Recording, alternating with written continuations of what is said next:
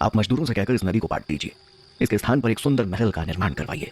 राजा हरदेव अपनी सबसे प्यारी रानी रूपा के लिए नदी के ऊपर एक महल बनवाना चाहता था, जहाँ वे उनके साथ अकेले प्यार के कुछ पल बिता सके। तभी एक साधु रोते बिलखते राजा हरदेव के पास आता है। ऐसा मत कीजिए महाराज, नदी को मत पाटिए। ये सारा वन और इसमें रहने वाले सभी पशु पक्षी इस नदी पर ही तो आश्रित हैं। राजदेव गुस्से से अपनी लाल आंखें दिखाते हुए साधु से बोला, चुप कर भिखारी, तू जानता नहीं मैं कौन हूँ। मैं इस राज्य का राजा हूँ। ये नदी, ये पर्वत, इस राज्य की एक एक इंच जमीन मेरी है। मैं चाहे इसका जो करूँ, तुझे इसे क्या। साधु अपनी रट लगाए रहता है। राजा हरदेव को एक तुच्छ साधु का यह दखल बर्दाश्त नहीं होता और वह उसी समय अपनी धारदार तलवार से उसके दोनों हाथ काट देता है। साधु की दर्द भरी चीख से सारा वन गूंज उठता है। बड़ा आया नदी का रक्षक, अब चला जा यहाँ से, नहीं तो तेरा सर भी धड़ से अलग कर दूंगा। साधु दर्द से तड़पते हुए वहाँ से चला जाता है। एक रात राजा अपनी पलंग पर सो रहा था। अचानक उसे ऐसा लगा जैसे उसके सारे शरीर पर कोई सुई चुभ हो रहा है और उसके चारों तरफ खतरनाक मक्खियां भिनभिना रही है। उसने देखा कि उसके सारे शरीर से खून टपक रहा है। वे दर्द से चीखते हुए बोला, हट जाओ यहाँ से, हट जाओ। तभी उसे अपने सामने एक खौफनाक स्त्री दिखी, जो एक डरावनी हंसी हंसते हुए राजा हरदेव से बोली, मैं आ गई तेरे पापों का फल देने। अब तुझे मुझसे कोई नहीं बचा सकता। कोई भी नहीं बचा सकता। कौन हो तुम?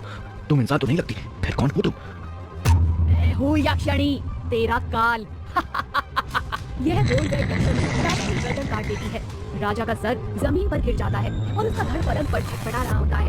वह जोर से चीखता है। तभी उसकी नींद अचानक खुल जाती है। उफ, कितना भयानक सपना था।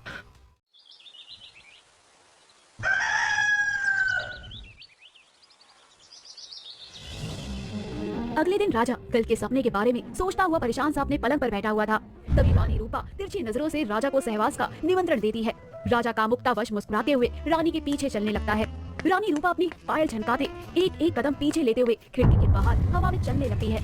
यह देख राजा बहुत डर जाता है और डर से चीखते हुए अपने दरबार की तरफ भागता है, जहाँ वे देखता है कि उसकी रानी रूपा तो रसोई में भोजन बनाने में व्यस्त है। अरे महारानी, अगर आप यहाँ हैं तो फिर वहाँ कौन था? रानी राजा से उसकी घबराहट का कारण पूछती है, लेकिन राजा कुछ नहीं बताता और अपना दिल दहलाने को खाना बनाने में रानी की मदद करने लगता है। चलिए आज मैं भी आपकी खाना बनाने में मदद करूंगा।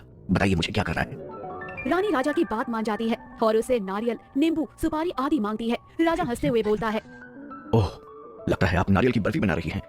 वैसे सुपारी किसमें डालेंगी? ओह, मैं समझ गया, खाने के बाद पान का भी इंतजाम है। बहुत खूब महारानी साहिबा।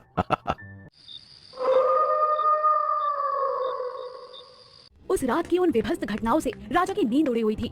वह दिन भर डरा डरा फिरता और पिछले 4 दिनों से वह सोया भी नहीं था। एक दिन उसे बहुत जोरों की नींद लगती है और वह एक लंबी उबासी लेकर सो जाता है। तभी उसके चेहरे पर टप टप खून टपकने लगता है। उसकी नींद खुल जाती है।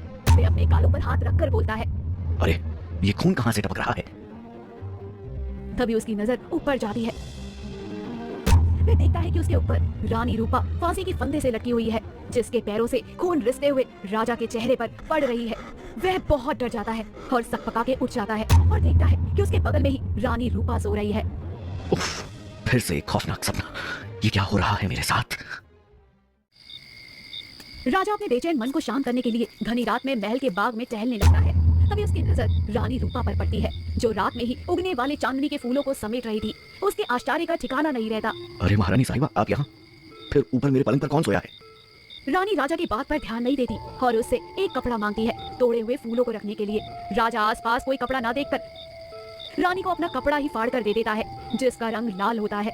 रानी ये लाल कपड़ा पाकर बहुत खुश होती है और एक डरावनी हंसी हंसते हुए एक हवा की झोंके के साथ हवा में उड़ जाती है। राजा ये देख अत्यंत डर जाता है और चीखते हुए अपने कमरे में जाता है, जहाँ रानी रूपा राजा के वही कपड़े जो उसने बाग में दिए थे वह ओढ़े हुए सो रही थी।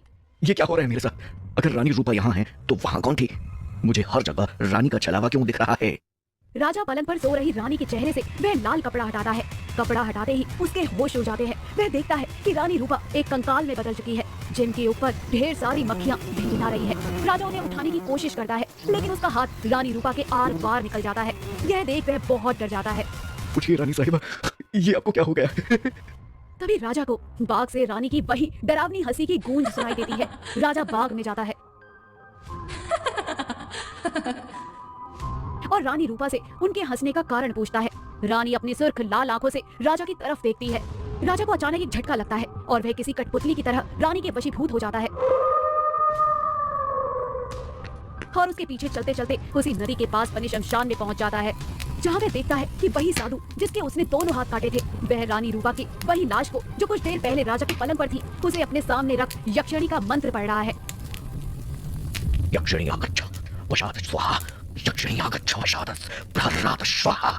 साधु के चारों ओर नींबू, नारियल, सुपारी और राजा का वही लाल कपड़ा था जो राजा ने रसोई और बाग में अपनी रानी रूपा को दिया था। राजा को देख साधु एक खौफनाक हंसी हंसता है। आ गया दुष्ट, आखिरकार यक्षिणी को मैंने अपने वश में कर ही लिया। अब तुझे मरने से कोई नहीं बचा सकता। मुझे माफ कर दो साधु, तुम जो कहोगे मैं वही करूंगा। तुम्हारी सारी कुटिया हीरे जवाहरात से भर दूंगा, पर तुम मुझे और मेरी रानी को छोड़ दो। साधु राजा की दुर्दशा देख गुस्से से आग बबूला होकर बोलता है। तेरी रानी रूपा तो कब की मर चुकी है दुष्ट। तुझे जो रानी रूपा दिखती थी वो यक्षिणी थी, रक्त यक्षिणी, जिसे मैंने ही कड़ी तपस्या से बुलाया था उस दिन का बदला लेने के लिए। लेकिन ये यक्षिणी तेरे ऐश्वर्य को देखकर तेरे प्रेम में पड़ गई, इसीलिए वो तुझे नहीं मारना चाहती थी और मैं रानी रूपा के शरीर के साथ जो जो करता था उसका संकेत तुझे देती थी। जब मैंने तेरी रानी को पेड़ से लटकाया तो तेरे चेहरे पर उसका खून टपकने लगा। मैंने जब उसका सर धड़ से अलग कर दिया तो तुझे सपना आया कि जैसे तेरा सर धड़ से अलग हो रहा है।